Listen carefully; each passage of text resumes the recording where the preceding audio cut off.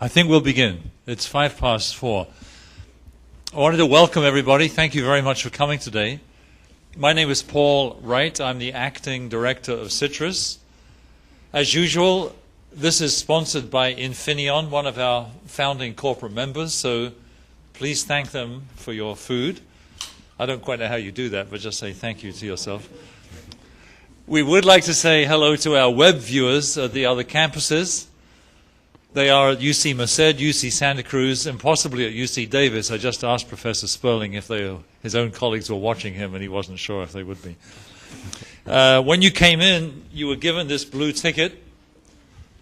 Professor Sperling has just published this wonderful book that just came out in the last week called 2 Billion Cars, and it has a foreword by Governor Arnold Schwarzenegger on the front. I wanted to read one quote from the back. I know somewhat Robert Sokolow from Princeton University. He and Pakala are famous for the wedge diagram that many of you, I'm sure, know. It says that this book is provocative and pleasurable, far-seeing and refreshing, fact-based and yet a page-turner, global in scope but rooted in real places. The authors make a convincing case that smart consumers driving smart electric drive cars can find the critical path to a safer planet. Dr. Sperling has a very distinguished research record, and he's the director and founding director of the Institute of Transportation Studies at Davis. And I think you'll agree that this very glowing praise from a very distinguished professor from Princeton is one of the best ways to introduce him to the podium. Would you please join me with a round of applause?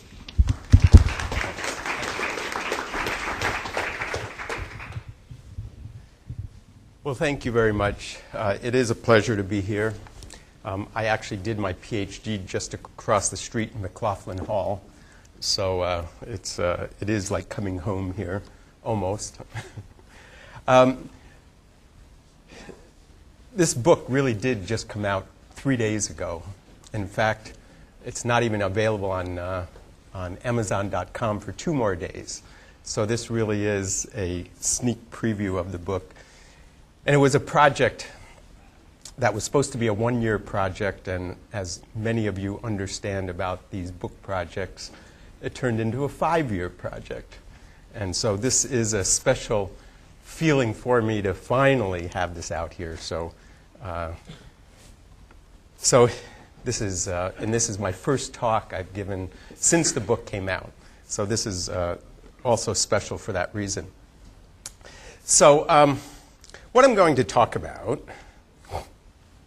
is transportation, and transportation as it relates to energy and climate change, and some of the changes and transformations of transportation that many of us read about, think about, experience in our everyday life. So these are just, since I have a lot of slides and a lot of ideas, let me lay out for you a preview of what I'll be talking about, so this is not a mystery to you. And I'm going to talk basically about the dramatic changes are needed in fuels, in vehicles, and in transportation itself if we're at all serious about some of our goals of reducing oil use and greenhouse gases from transportation. We're really talking about transformations that most people really have trouble getting their head around. The direction of change is well understood, and even some of the end states. But the big question is, how do we get from here to there? And so just this morning I came across a quote from the Herb Stein, an economist. He was head of Carter and a couple presidents, Council of Economic Advisors. And he said, he had this quote, things that can't go on forever don't. A typical statement by an economist, right? And you can think of housing prices, that seemed pretty true. But if you follow that philosophy, okay, eventually these corrections happen, but meanwhile, we might have some cataclysms along the way. So here we are thinking about what can we really do to make sure we don't head down this path towards these catastrophes. And we need leadership, but it's also all of us. This is something that all of society has to embrace. We as consumers, we as citizens, as well as the leadership. So here we go. Okay, so I'm going to set the stage, and then I'm going to talk about each of these so-called three legs of the stool. And this is kind of a metaphor that we use, a construct. Many of you as engineers would think of this as maybe a technology or engineering construct, the three legs of a stool, right? Vehicles, fuels, and vehicle travel.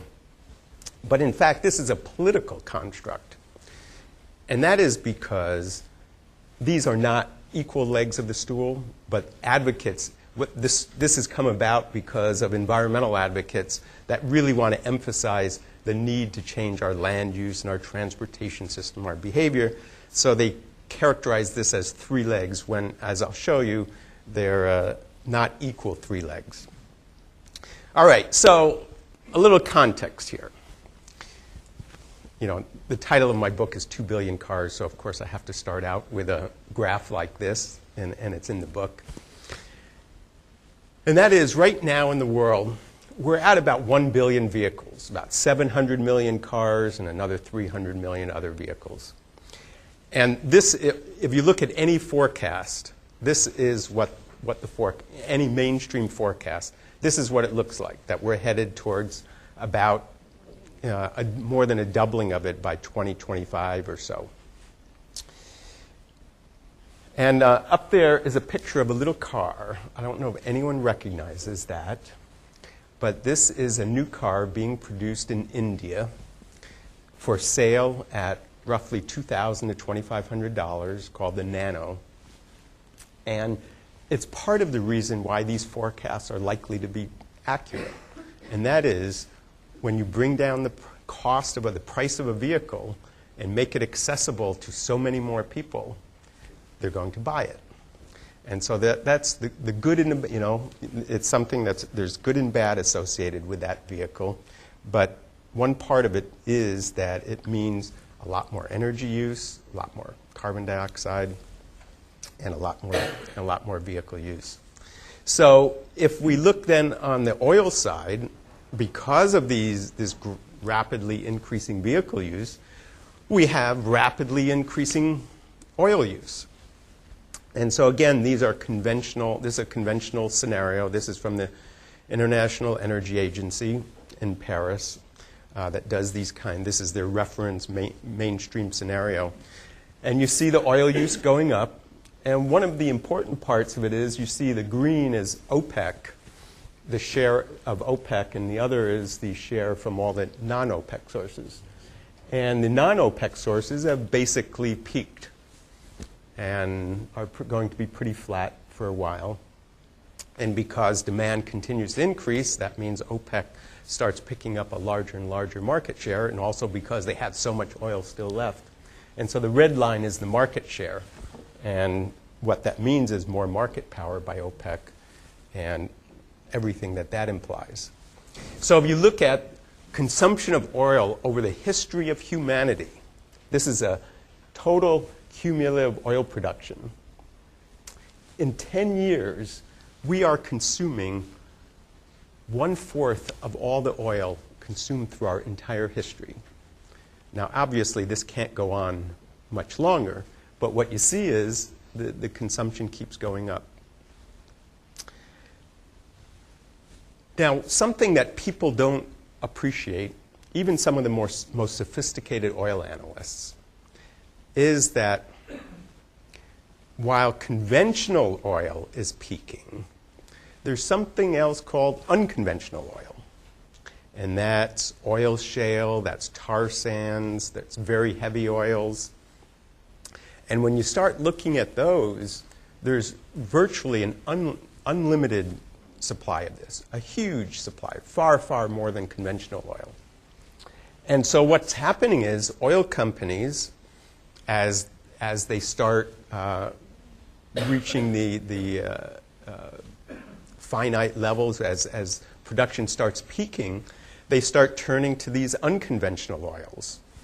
And if we accept that these unconventional oils, as being acceptable, we can stay on oil for a very, very long time. I mean, I'm talking centuries. But these unconventional oils are very carbon intense. It's a lot of energy to get them out of the ground, to process them.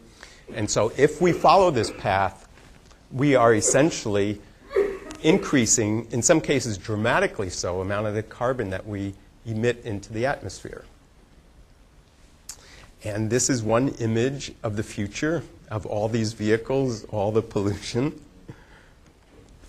Here's one solution for the traffic congestion part of the problem, but obviously this is not a solution for the energy and greenhouse gas part of the problem. So if we look at from a climate perspective, so what I've just told you is that in terms of oil supply, there's really not a problem. In fact, even at $70 or $80 a barrel, there's almost unlimited supply at the cost of $70 or $80 a barrel. And at $120 a barrel, there's huge amounts of this stuff. But as I said, that means a lot of carbon. So now we look at it from a carbon perspective. And this is a graph from the IPCC, which received the Nobel Prize, the scientific community. And it showed the red line is kind of a business as usual reference case into the future. And then these gray lines are how much greenhouse gases can be produced. So you see on the side there, this is tons per year of carbon release, carbon dioxide. And so what this shows is that if we're going to stabilize at, say, 750 parts per million of CO2 in the atmosphere, that's the trajectory we would follow, 550, 450, 350. Now, the scientific community says 550 is the absolute max that we can even be conceiving of. And even at that level, there's a real chance of really cataclysmic changes in the climate. And so the climate scientists are saying we really need to be aiming for 450 parts per million. But if you look at 450 parts per million and you see how far below that, the red line that means in 2050 we're talking about a 50 to 80% reduction. And that's where a lot of the targets come from that you hear about, and the California's target and what Obama's been talking about is this 50 to 80% reduction. And I'm going to talk about what that means, because that is not going to be easy. But now some of the scientists, Jim Hansen, one of the most prominent climate scientists, is saying actually his new calculations show that we probably really need to be aiming for 350 parts per million. And we're already at 380. So he's saying that we really need to stabilize about where we are now. And you see that graph? It actually dips down to 0. So kind of hard to imagine.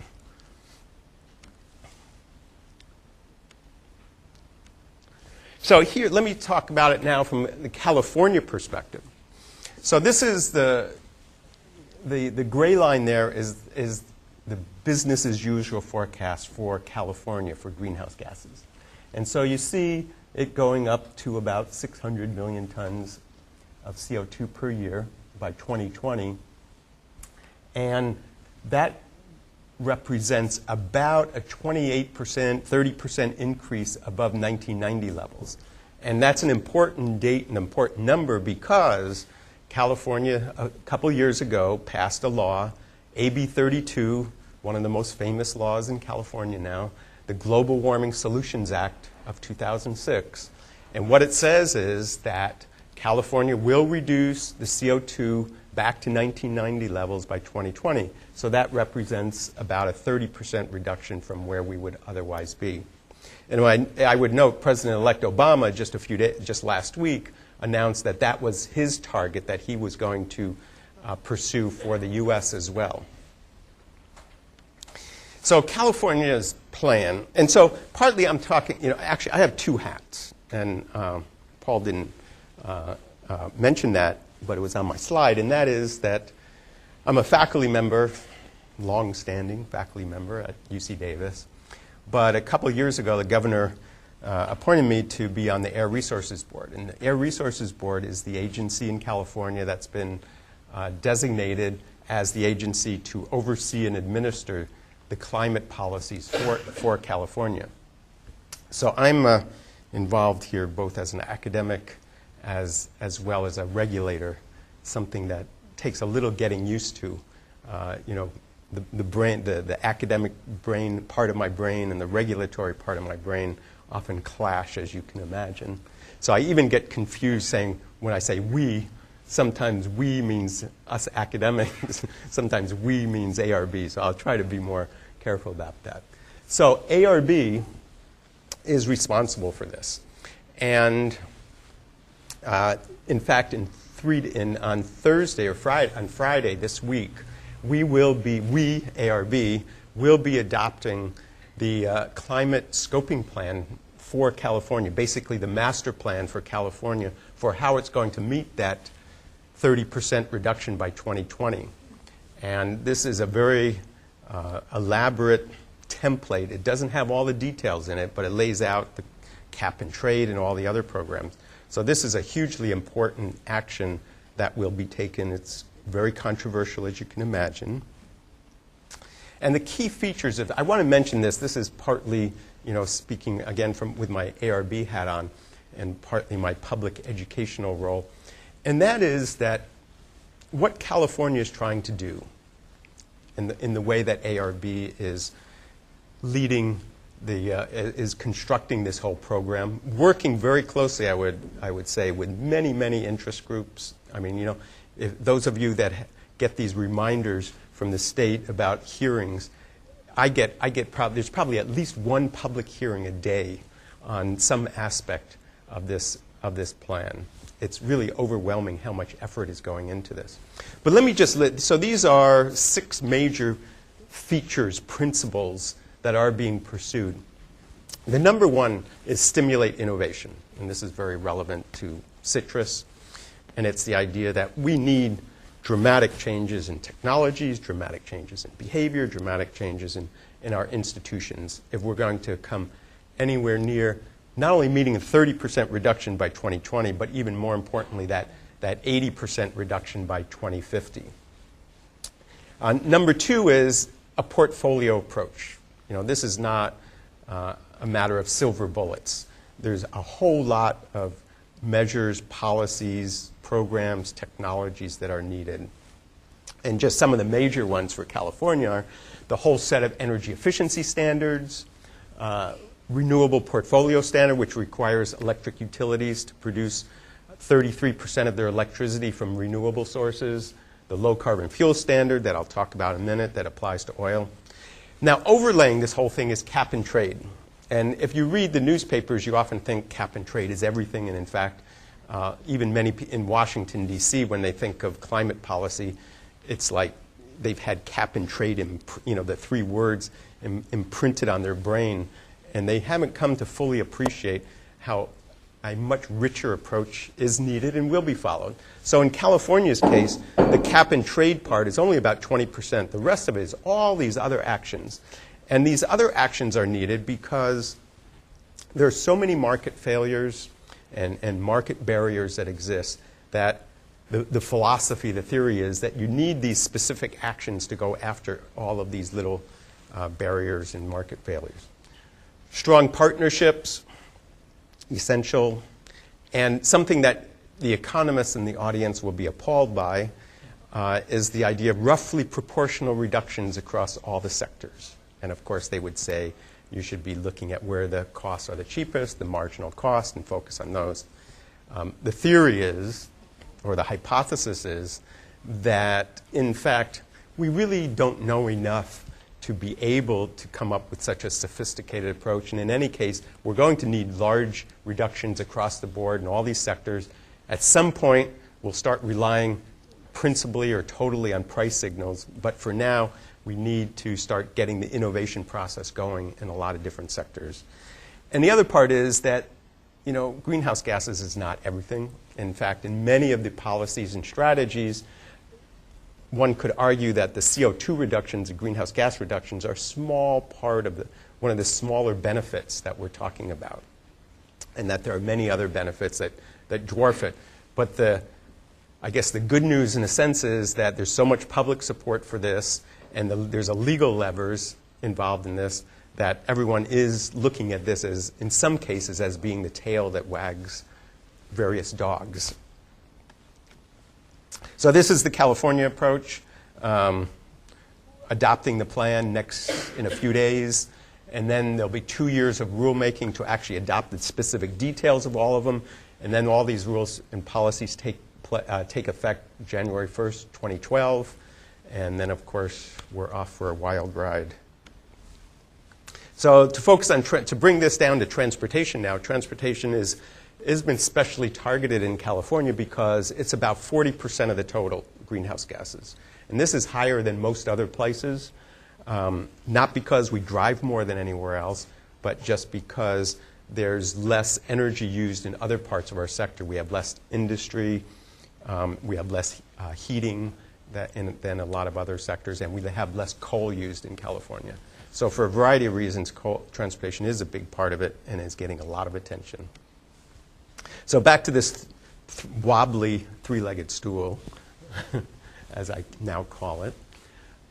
So these are the three sectors. And you see why I call it wobbly and why it was a political construct. Because if you look there, the scoping plan, the plan is that by 2020, there'll be much more reduction gained from vehicles than from fuels or vehicle travel. So the vehicles is 40 million tons, the fuels is 15, and vehicle travel is 6. So it doesn't say anything about importance, and it doesn't say anything about the long term, but that is the plan for the next 10, 12 years as it's constructed. And we can talk, when I get through this, you can start raising questions about, does this approach make sense? I mean, there's lots of op-eds being written and editorials being written that say this is a dumb idea and bad approach. And so this is not something that everyone embraces as the perfect plan. So we look at the fuels part of it. Now, what's going to happen with fuels? We are, perhaps this is a wishful statement here. I say the future fuels will eventually be a mix of biofuels, electricity, and hydrogen. And I say wishful because if you go back to that earlier graph where I said there's a whole lot of unconventional oil out there, so there is one scenario where we do that, but if we pursue that, we are really risking climatic catastrophes. So there's many, many fuels. The most promising one fit into those three categories, and this is just a table just doing a life cycle analysis of the full emissions from some of these options. BEVs is battery electric vehicles. CNG is compressed natural gas. But you see the big ones are using biofuels, using hydrogen, and using electricity. That's where the potential is. And if you think about it, we can solve all of our carbon problems by just decarbonizing our fuel. Get rid of the carbon, use hydrogen made from renewable sources or electricity from renewable sources or from nuclear, and voila, we've gotten rid of all the carbon. So in fact, that is one plausible option for the future. And then we can drive as much as we want, have as big a car as we want, and we'll all be happy. Now, if you believe that, you're very gullible. All right, so we have this problem. So we talk about the fuels. We have this fuel du jour phenomenon that I call it, meaning that there's a very short attention span by politicians and by the media. So 30 years ago was the syn fuels. That's what we now call unconventional oil. 20 years ago was methanol. Battery electrics 15 years ago. 5 years ago was hydrogen. 2 years ago was ethanol. Now it's plug-in hybrids. And what's next? We can talk about that too. So what we need is some kind of more durable framework. This is what I've learned, being in the policy and the political world. We don't really want to rely on government picking winners. And it's something to keep in mind as we read the news out of Washington these days in terms of government getting involved. What I think we've learned in policy research is that performance-based approaches, market approaches, are likely to be far more effective in the long term. Now, market, as I mentioned, market forces and market policies have all kinds of issues and problems with them. And so kind of backing up one level are using performance standards. And so the low carbon fuel standard is one approach for fuels. And I have to admit I have a little bias here because I helped head up the development of the low carbon fuel standard in California with, I believe I have his picture here, Alex Farrell, who very tragically passed away recently. And so he was my partner as we developed. The governor asked us to develop this. And as a digression, I want to mention that this has been, to me, very impressive about the governor, how he reached out to the university. And I think in many ways it's a model how, one, that universities really can work together. Alex and I worked very closely on this. We had a team of graduate students and faculty from Berkeley and Davis. It was very effective. It was in large part I credit Alex because Alex said, let's get the best people. Let's not be parochial about this, and let's work together in a productive way. And that's unusual, let's say, in the academic world. This was adopted by ARB, and it's now in a rulemaking process in March. The final details will be adopted. And this is turning out to be a model, not just for California, but for the U.S. and the world. The European Union is moving towards adopting a low-carbon fuel standard also. And it's the idea that it's performance-based, and there's a real lesson there and for other sectors that we're talking about. So the second area is transforming vehicles. Okay, so the first part was we need to transform fuels. The second part is we need to transform vehicles. And the cars of the future need to be far more efficient. And almost definitely, most vehicles will be powered by electric motors. And the question is, where does the electricity come from that motor?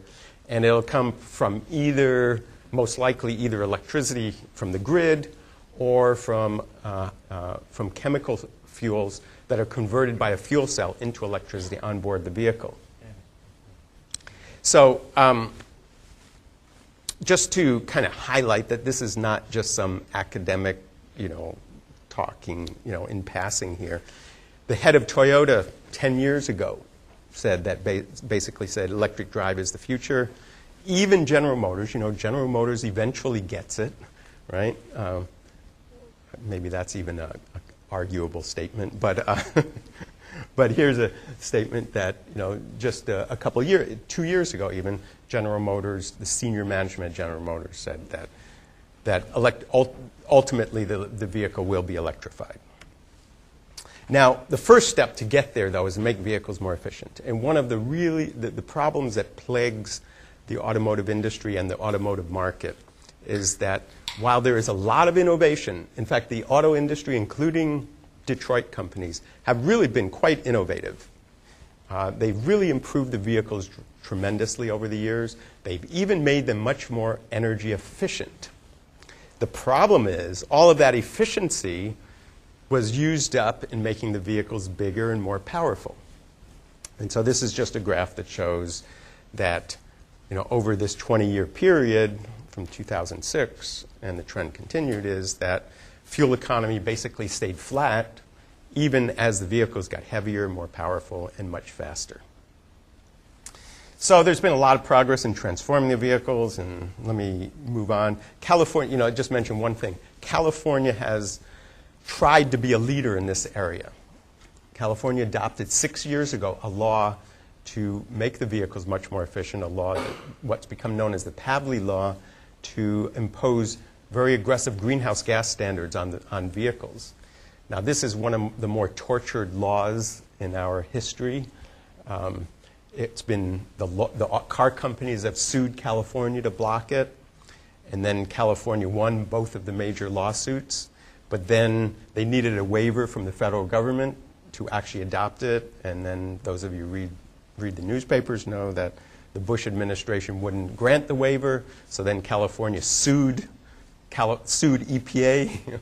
And so that's all in progress now. Obama has said that he will approve the waiver as soon as he gets in, but we'll see.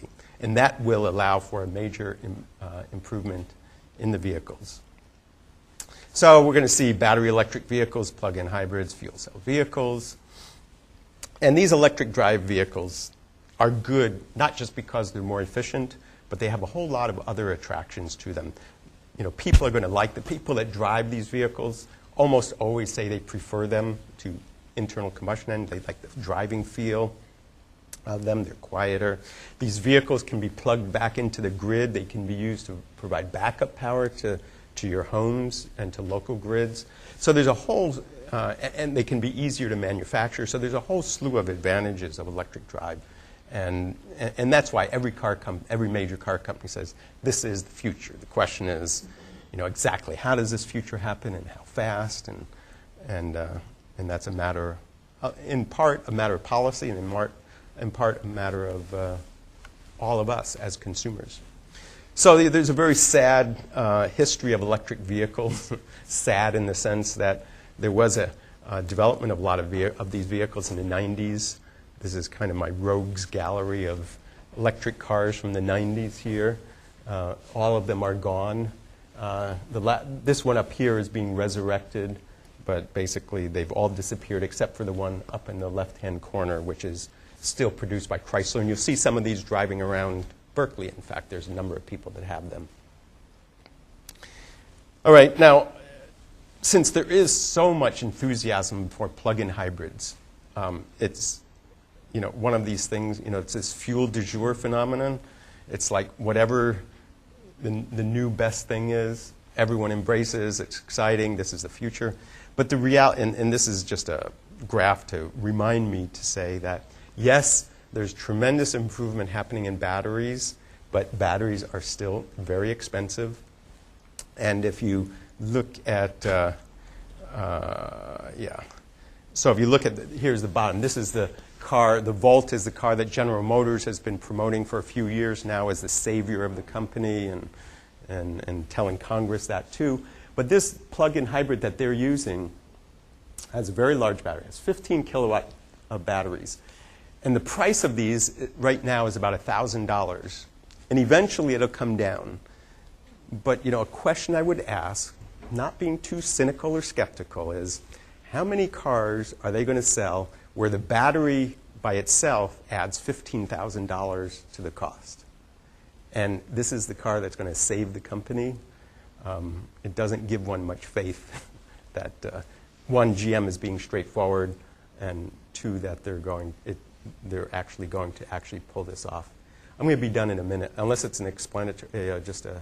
Yeah, just the graph yeah. you put up. I didn't understand it at all. Yeah, I know, but I'm running out of time, so I'll come back to it. It basically shows that battery performance is improving, and the new battery technology, lithium batteries, you know, like in your laptops, you know, which is lithium, we've had them for a few years, have not yet made their way into cars. So the hybrid cars are still using nickel metal hydride batteries, which, you know, we gave up on in our laptops a number of years ago. But there's a big challenge in upscaling these batteries for use in vehicles. So there's a lot of challenges. And so the question is, how will these succeed? And one interesting idea would pose is that China now has a huge electric vehicle industry. There are electric motorcycles and electric scooters. They produced sold 15 million of them last year. And these, you know, the quality is not great. The batteries don't necessarily last a long time. But they're learning fast. They're bringing the cost down rapidly. And these companies are quickly moving upscale into cars, small cars. And one has to think this is the most likely source of electric vehicles in the future. So I was going to give GM a bad time here, but everyone else does these days. You know, when I wrote the book, it wasn't so obvious that that GM had made so many bad decisions for so many years. So these are just some of the some of the things they've done that are questionable, if not just plain wrong. Certainly, in hindsight, they were bad decisions. But even at the time, many of us were pointing out how bad these decisions were. So the third part, and let me just do this quickly, is transforming transportation and land use as we know it. And vehicles are probably the easiest of these. Transforming vehicles is going to be difficult, but of these three sets of strategies, it's probably the easiest. Fuels is the next. Transforming transportation is the most difficult. And there's an expression that I heard a city manager from Southern California say, is that sprawl is the law. And fundamentally, that's the problem here. All of our rules, laws, financing is so much tied to sprawl. The fiscalization of land use, where cities get a lot more money for having a car dealership than they do for putting in housing, all the way to traffic engineers that have minimum standards for how wide roads need to be and how much parking there needs to be. All of it contributes to sprawl. And so we need an entire change in our mindsets, an entire change in our policies and in terms of the rules about financing, in terms of how we manage our land use, our cities, and our transportation system. And California, again, is a leader. California was a leader, of course, in creating this sprawl in the first place, and so we actually know a lot more about it in California. But California now has a new law that was just adopted a couple months ago, so-called SB 375. It's a law that sets in place a process for imposing greenhouse gas targets on all the metropolitan areas in the state, and is starting this process to require metropolitan areas, local governments, to actually start using CO2 as a metric for every decision that they make in terms of zoning, infrastructure investment, and so on. And it's just the beginning, but it actually is a step in that direction. And in fact, that's probably, and it's part of that scoping plan we're voting on, and it's probably the most controversial part of it. It's all the builders and developers and a lot of others that are saying this is the state intervening in what local government should be doing and taking away the prerogative of local governments. So, a little image to put in our mind that, not all vehicle travel is high value, and we can start looking at this in terms of ways of reorganizing our transportation, our behavior. And so one last big idea that I'd like to leave with you with is this idea that in many ways transportation sector is the least innovative sector in our society. Maybe the only, my colleagues remind me, well, what about education? So, okay, well, maybe education. But what we see here is, like, if you just look at information technologies, which is what Citrus has been, the mainstream technologies of Citrus. We've used information technologies in transportation to make the system a little more efficient. We've put GPS and information technologies into our cars. Highway managers use them. They put up metering lights on the freeways, and they're doing a little bit in terms of managing the flows. But basically, it's a small enhancement of an existing patterns, an existing system. What we're talking about is, why not take these technologies and transform our transportation system to come up with entirely new ways entirely new mobility services, entirely new ways of organizing our transportation and land use system. And there are many ideas to do it. There's smart paratransit. Why not be able to have these jitneys come to our house or wherever we are, pick us up, bring us where we're going. And if there's enough of these, the cost per ride would go down. There's smart carpooling, technically called dynamic ride sharing. The idea is that there's so many people that do go from one place to another. Why can't we organize ourselves a little better? My teenage daughter, she does that very well, and her generation is doing that very well.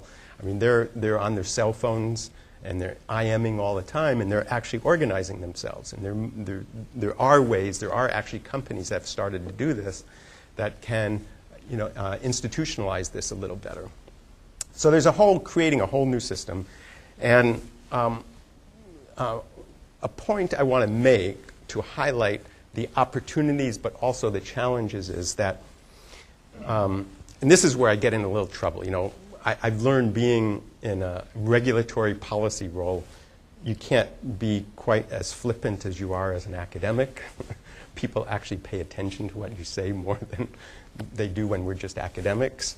And so take transit, okay? If you talk about climate change and climate policy, everyone, almost anyone would say, more money for transit, that's the solution. But in fact, buses now use more energy, produce more CO2 per passenger mile than cars do. So if all we did was just spend more money on transit, and probably if we spent more money on transit, it would actually get even worse, because where transit exists now, it's serving the most dense corridors. But what's happened is that, you know, these are average, so, you know, where I get in, you can tell where I can get in a lot of trouble saying these kinds of things, right? But the reality is these are average intensities, and they're based upon average situations and very low load factors. The buses are not used very much. So, of course, if we got more people in the buses, then the intensity would improve dramatically. But the point of this is that if you just put money in transit, you're probably not going to do anything for climate. So what you need is more integrated solutions. You got to focus on the land, you know, what's sometimes called transit-oriented development, getting people using it more. You have to think about integrating some of these other services like car sharing, let people have access to a car when they need it, and then they'll maybe use transit other parts of the time. Some of the dynamic ride-sharing ideas I talked about, neighborhood vehicles where you can just use that for local purposes and then use that also connect up to transit. So there's many ideas, and that's what we need is a more integrated, holistic approach. It's not just technology, and it's not just policy, but it's changing the whole structure of our transportation system. And so, you know, this was, for all the economists in the crowd, you can come back to this, but here's just, you know, I'm not just spouting off about market failures. They're really, you know, and if you want to debate, we can get back into this at some point. But these are all the shortcomings in the markets, and these are the problems that we're addressing by coming up with more specific rules for climate. And so let me close. The very last slide here is that, according to Jerry Brown, so, you know, I have Arnold Schwarzenegger with my book, and so I wanted to be, you know, bipartisan or nonpartisan here. So here's a quote from Jerry Brown, and besides, he might be our next governor, so this has extra meaning. And I think what he says here is really important. And it basically just says that this is going to be really hard. And you know, if the scientific community is even close to being right about needing to reduce CO2, and if we're even semi-serious about dealing with oil imports and all the problems that are associated with that, you know, everything from war, tensions between countries, to just the price of fueling our vehicles, then we've got quite a challenge. And so, if you want to know more about everything I said, take a look at the book. Thank you.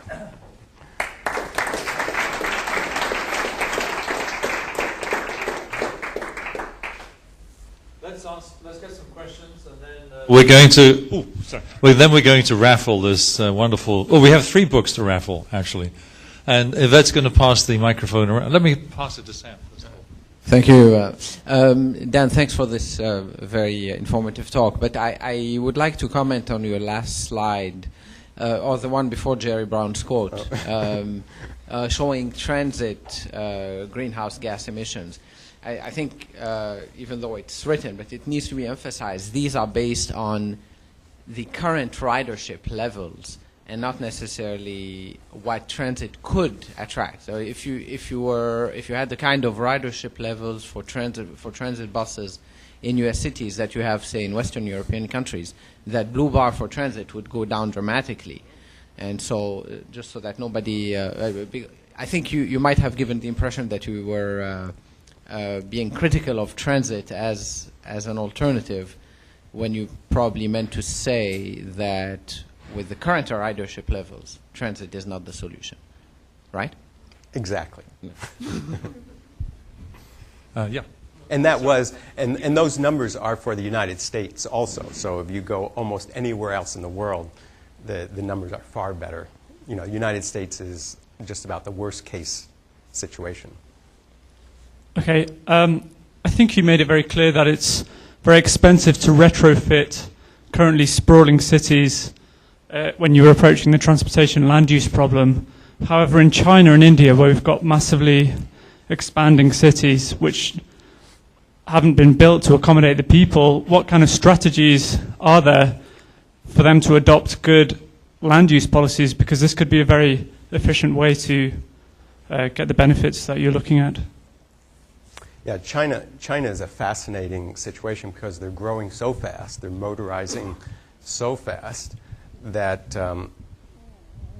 the urgency of doing something there is much greater, in fact, because otherwise they lock themselves into patterns that are very unsustainable. And they already, even at car ownership rates, 1/40th of what the U.S. is now, they have far more severe congestion problems. So they have a lot of incentive to do something about it. They, even apart from climate, the amount of money going into road infrastructure is huge, transit infrastructure is huge, the oil imports are soaring, and costs are soaring, and so they have a lot of it. And basically, those of us in the transportation profession, like Samer, all of the ideas are pretty well known. For the U.S., I think bringing some of these information technologies become more important because we have this diffuse land pattern. And if we're going to move towards a more transit model, use transit more, collective transportation more, we're going to have to come up with services that are more matched better with this more sprawled development that we have. But in China, they've got high density, and they've just got to basically get their act together. But they've got education problems, they've got water problems, they've got, and it's hard to tackle all of the challenges at once. But yeah. So I like to contest this innovation. I would say ideology, because if you look in the history of technology, you can pretty much say that all future protection of innovation never turned out. So huge innovations were made, but they were never foreseen. So why can strategy not look at existing systems that work much better in other places, and like public transportation strategies that already exist? And my hypothesis is it's something about the US system. It's much easier to get like venture capital to waste most of the time, actually. It's easier to waste private money than public money. So that it's the thing why all the US approaches are focus on innovation. It's a financing problem. Generally, I would agree with you in most sectors, like in fuels or vehicles. The amount of money available to car and oil companies swamps anything that government has. And it's a matter of channeling that innovation and creating. That's why I talk about market instruments and performance standards. In transportation, I get a lot of venture capitalists that come to me, and they say, there's all this opportunity out there, all, transportation, there's got to be lots of good businesses there. All these kinds of things I was talking about here. The problem is that so much of it is in the public sector, and there are these institutions that resist innovations in transportation, like transit operators, not to pick on transit again too much. But they are, but they are, for good reasons. They're publicly financed, heavily subsidized, and it's been very hard to open them up to new ideas like these smart paratransit ideas. And so we need some kind of reform of public finance of transportation and reform of transit institutions to allow that money to flow and for the private sector to become involved, because they won't put money in it now. It's not happening.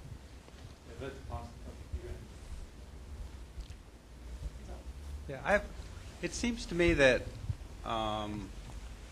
crude oil is an international product priced probably the same everywhere, and yet in the U.S. they're always talking about sort of a birthright of lower priced gasoline than anywhere else in the world. Why isn't it considered a government policy that gasoline is priced to solve a transportation problem rather than just letting all the other forms of transportation exist on their own and having a low price for gasoline in the United States? So the question is, Why can't there be an idea to raise taxes for gasoline in the United States to call it solving a transportation problem rather than just dealing with cars? well, first of all, the word tax is anathema in the political system, just as a generalization. I actually put out the idea of a price floor for gasoline. It was actually a New York Times op-ed a couple weeks ago. And I tried to call it a surcharge, put a surcharge on gasoline as a way of making it more politically palatable. But, you know, and I understand just yesterday, someone posed to Obama on Meet the Press that this idea of a price floor, and price floor is the idea that if the price goes below a certain amount, there's a variable tax that brings it up to this targeted, you know, and it really would be done with oil price, not with gasoline price, to tag it to a global price. And he was, you know, he was kind of skeptical of it, you know, that people are already having economic difficulties, and they should, you know, to impose a tax on them might not be what they want. I mean, that's a simple, you know, there's a much more profound answer to it, but it's really. We have time for just one more question, and then I'll invite people just to come up afterwards and inform the chat. Okay, it's almost the same question as the previous questioner. Everyone in the room knows that gasoline was $4.60 a gallon in the summer. It's now $1.80 a gallon. Wreaks havoc through all the feedback mechanisms. Do you sell the Hummer? Do you buy a Prius? Do you sell your house in the exurbs? And so on. Can you imagine that the public would accept a price floor, however you call it, in the interest of stability so that people and companies can make rational decisions? Or they would just throw up their hands, the country's in recession, and it's unthinkable? Well, my cynical view is, as academics, we can say that, and it sounds good. But, you know, I have to say, when I did the op-ed, I got probably 100 responses from around the country, and almost all of them were supportive of the idea. But then whenever I talk to anyone in the political arena, they say, dead on arrival. Alas. So now we